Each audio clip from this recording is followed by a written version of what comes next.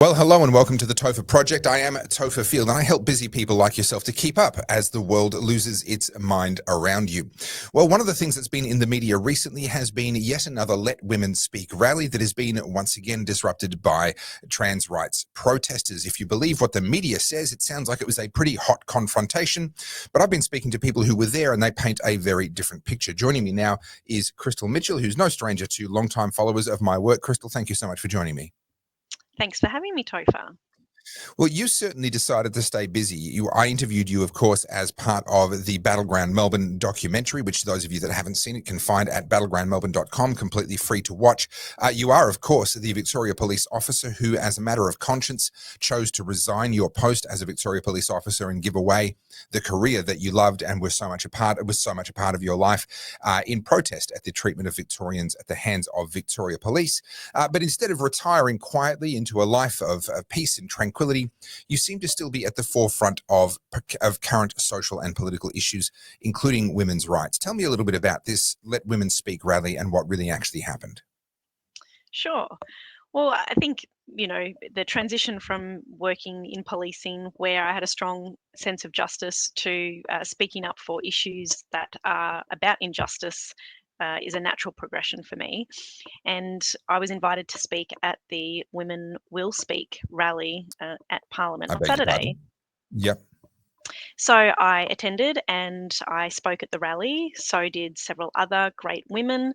There was maybe 150 women in total present, and Mm. a couple of men in support. And there was probably equal numbers of police, riot police, police on horses, about a 100-meter exclusion zone with barriers between where we were standing and holding our rally, and about 400 very noisy, very angry trans rights terrorists, which I think is just an absolutely more correct statement to make about these people, because Mm. if you look at the way that they act and what they do, it very much aligns to actions, I would say, of terrorism. They attended not to counter protest, but to shut down the Women Will Speak rally. That was their Mm. intent. And they ultimately were almost effective in doing that by throwing missiles at police, having signs that said "shut the F up" to us, as well as many other abusive statements, whilst we were there simply to express our voices about why it's so important that women maintain their sex-based rights, and why people who have gender dysphoria uh, need to work with their organisations to create a third space for them, and that they can't have our spaces, and that there's really good reasons why you can't have access to our spaces. So it's not about hate, it's not about denying their existence. It's simply women saying we have a right to our own spaces. It's for Mm. safety, it's for dignity. These reasons are very valid, and we're not going to go away. And in fact, the more that you threaten and intimidate us, and the more that you abuse us, and the more violence you try to perpetrate against us, the louder we're going to be. So we Mm. had the rally, and then the police asked us to finish early because the trans rights terrorists were getting more violent, and they wanted to shut us down because we were the smaller group. And it was easier to move us on because, of course, we're Mm. going to be compliant. We're appreciative that the police were there. So we packed up, and unfortunately, when the police asked us to leave, a group of the trans rights terrorists had moved from their allocated area and ran around the police around a couple of blocks to then come out on the other side, and they effectively had penned us in. So we had trans rights terrorists here, and we had nowhere to go. So we asked the Mm. police, well, you want us to leave, where are we going? So the police ultimately had to give us an escort, and they moved us down past the back of Parliament. But then, you had a group of women who were trying to get to their cars, which were back up the other way.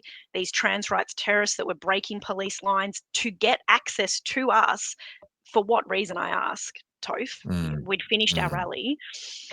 And um, yeah, so we had women, trying to get home, and um, these trans rights terrorists coming down, breaking the ranks.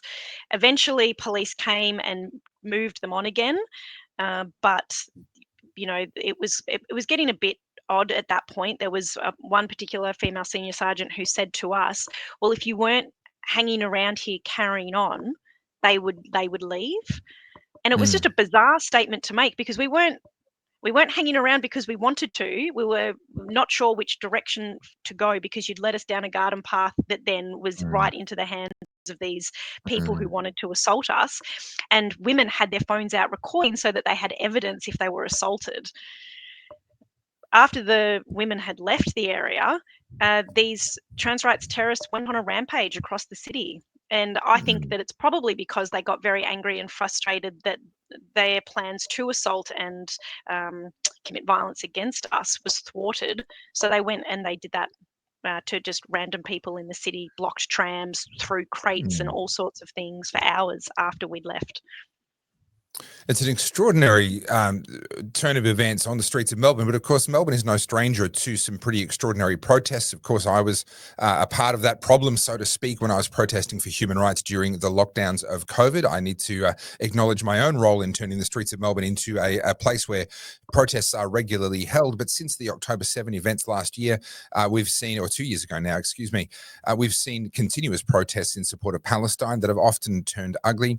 And now it would seem that these trans rights activists, you call them terrorists. I can see your point there, by the way. The definition of terrorism is the use of force or the threat of force in order to achieve political outcomes. And that certainly is a way of looking at what they've done with you just the other day and are doing across the board.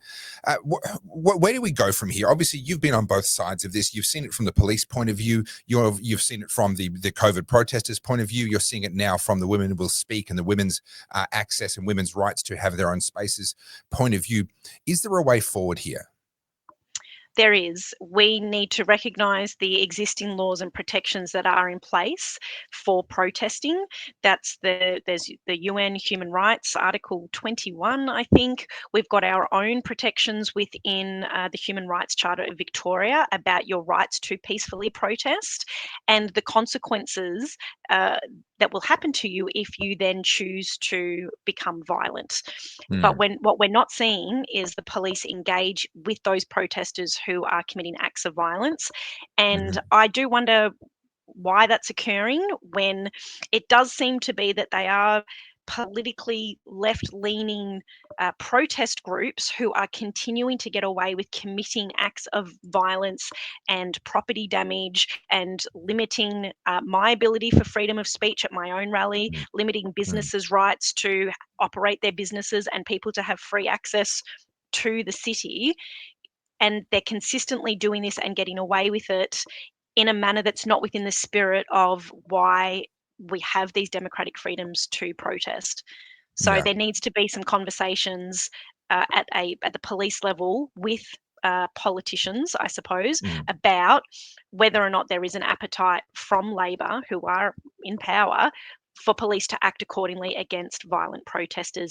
Because if police set a precedent to move on the peaceful protesters, which is what we are now seeing with the Lions of Zion, a Jewish protest group, we're seeing that with Women's Rights Rally, with women, you are moving on the people that are not there committing violence. You are moving on the people that are not threatening violence, that are in no way, shape or form a danger to the police or the public. And you're doing that because of a bigger group of people who know that you're not going to stop them, you're going to move on the other people. And it's a dangerous precedent to set. It's very difficult for me to have much sympathy for Victoria Police, given my own personal history with them during the COVID era and the years with which they pursued me with criminal charges afterwards. But while you were a Victoria Police officer, Krystle, you ended up in the equality, in a position looking after equality. And you wrote a beautiful post on your X, which I do highly recommend. I'll put the link to that in the description of this video. Not so long ago, you talked about how much you loved the fact that in that role, you were able to make sure that there weren't artificial barriers to access for people on the basis of of their, whether it was gender identity or their gender or various other attributes that they may have had. And you spoke out in that post against the idea of creating special privileged positions and lifting people up above others on the basis of their gender identity or whatever other attributes that may have been. So for you, how do you find that you're treated now amongst the police? You stood for equality and you stood for equal access and equal rights for all while you were with Victoria Police. You are now standing up against people who claim, this is my interpretation and opinion, but people who claim special access and special rights, you're standing against that now. So you are still standing for equality. You are still standing for a recognition of biological reality in this particular case. How do you find that affects your relationship with the police officers on the ground? Do they tend to know who you are? Do they treat you any differently? I would say that given the passage of time and the number of police that left Victoria Police during COVID and after, that there's not too many left that know who I am. 5 Sure. years is a long time in policing, and I would Mm. say that I don't think I recognised a single police officer when Wow. I was at the women's rights rally. Well, that tells a story in and of itself. What's the plan here from your point of view for this movement, this women's rights movement? Are there plans for continued protests? Are you looking at other avenues and other options in response to the way that you're being mistreated at the hands of Victoria Police? What are your thoughts going forward for the movement? So the movement itself, I am not a part of the organisation of that. There are some incredible women behind the scenes that have been working really hard with the women's rights rally. I do know that there are plans to have more in the future, and in Mm. fact that we're under pressure with time because Labor has passed anti-vilification laws that as of September this year we are at risk of expressing our Mm. voices publicly about our sex-based rights. It's a crazy time that we live in, but that is the reality. As of September, we are at risk of being criminally charged if we say something about sex-based rights that causes somebody else to feel bad or have an offence to that reality that I state. Come Mm. December, there's civil litigation available within the context of that law that Labor has passed. And that's the much more riskier option because the trans rights terrorists have the backing of the Human Rights Commission. And the minute Yeah. that one of them has hurt feelings over a woman exerting her sex based rights, that's where we're going to have some problems. So we need to have Mm. more rallies absolutely before then to get our voices out there because we just don't know what's going to happen towards the end of this year.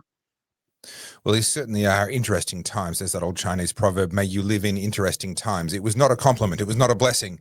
And we certainly live in interesting times today. Krystle, all the best. Thank you so much for joining me here on the Topher Project. I wish you the best with your projects and work going forward, and we'll have you back again sometime, I'm sure. Thanks, Topher.